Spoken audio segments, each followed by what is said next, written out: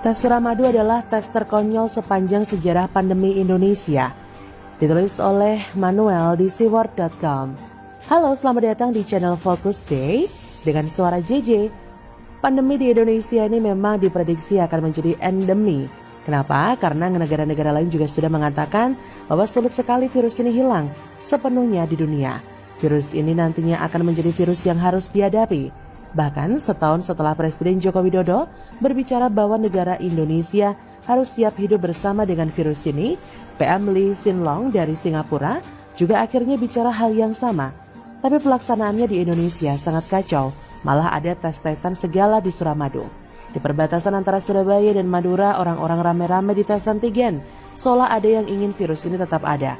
Kalau yang saya lihat sih ini konyol sumpah. Kenapa? Karena mereka disuruh baris serapat-rapat untuk menunggu antrean tes di perbatasan. Bukannya menghalangi, malah bikin virus tertawa ngakak lihat pola Satgas di Jawa Timur. Benar-benar aneh. Ada kejanggalan-kejanggalan yang saya kira bisa kita lihat di sini. Saya menemukan setidaknya 3 kejanggalan. Tapi kalau ada lebih saya akan tambahkan lagi di bawah-bawahnya sampai para pengampu kepentingan soal keberadaan virus ini tidak berkutik. Kejanggalan pertama, antrean swab yang benar-benar menumpuk. Wali Kota Surabaya Eri Cahyadi sempat difoto bersama-sama dengan para pengendara yang melintasi perbatasan Surabaya dan Madura. Ia kelihatan sedang memantau dan difoto cekrek-cekrek. Dari foto di sana kita melihat bagaimana ada penumpukan kendaraan bermotor yang tidak menjaga protokol kesehatan. Harusnya 3M cukup, gak usah pakai tracing, testing atau tet-tet lainnya.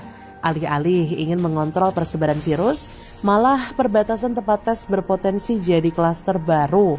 Masih merasa ini kurang merepresentasikan penumpukan? Nih saya kasih foto baru yang lain ya. Di sana ada tenda BPBD yang di luarnya ada penumpukan massal.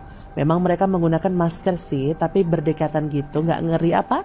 Katanya mau kontrol, tapi kok malah menumpuk? Itu pun gambar yang ada di luar tenda BPBD. Nggak kebayang ya di dalam tenda itu ramainya seperti apa. Kejanggalan kedua, Pemkot Surabaya dan Pemprov Jatim kelihatannya tidak ada komunikasi bagus terkait hal ini.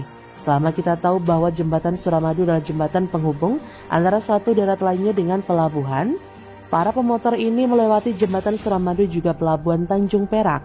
Saya melihat keanehan karena selama ini tidak ada pembatasan semacam ini. Tapi sekarang mendadak muncul. Antigen yang ada mungkin sudah mau kedaluarsa gitu ya, sehingga harus dipaksakan untuk dipakai. Harusnya tes semacam ini bisa dilakukan untuk orang yang sakit. Kalau semua orang dites, aneh. Emangnya OTG pasti menularkan ya? WHO yang mengatakan bahwa OTG berpotensi sangat rendah dalam menularkan, kecuali dia mendadak bersin. Mungkin kebanyakan dari antara kita tidak tahu bahwa tes swab ini dipakai untuk mereka-mereka yang bergejala. Saya punya tes kit baik dari swab antigen ataupun antibodi darah di rumah. Saya gunakan waktu jalan-jalan? Ya, saya nggak gunakan waktu saya merasa tidak enak badan saja. Saya gunakannya waktu saya merasa tidak enak badan saja. Kalau sehat-sehat ya, saya keluar tanpa harus tes. Kenapa? Karena saya tahu, kalau saya tidak bergejala, meski saya positif, saya tidak akan menularkan. Saya keluar seperti biasa saja, dengan menggunakan masker, menjaga jarak dan mengurangi kerumunan, sesederhana itu saja. Tapi aneh di perbatasan, disuruh tes buat apa? Nggak berlebihan. Rasanya juga tidak berlebihan jika saya berkesimpulan bahwa mereka ini diduga sedang habis-habiskan antigen atau mau penuhi rumah sakit. Kejanggalan ketiga, dari 6 jam swab massal di Suramadu hanya 70 orang yang positif. Dan itu pun belum ada info apakah mereka bergejala atau tidak. Dari sini kita melihat angka ini merupakan angka yang sedikit. Jangan bilang 70 orang itu banyak ya. 70 orang yang positif selama 6 jam adalah sedikit.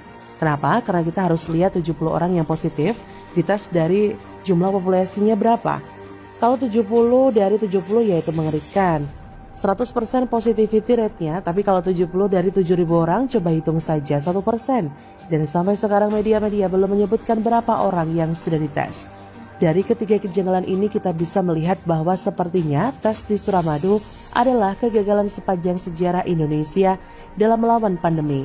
Pandira yang digelar usai IGD RSUD Bangkalan di lockdown sepertinya bakal gagal. Sangat mungkin justru kesana jadi klaster baru. Paham resiko kerumunan gak sih gubernur dan wali kotanya? Begitulah aneh-aneh. Bagaimana menurut Anda? Silakan tulis komen Anda di kolom komentar, like, subscribe, dan share di sosial media kalian. Artikel ini bisa Anda lihat secara lebih lengkap di laman seaword.com. Terima kasih sudah menyaksikan channel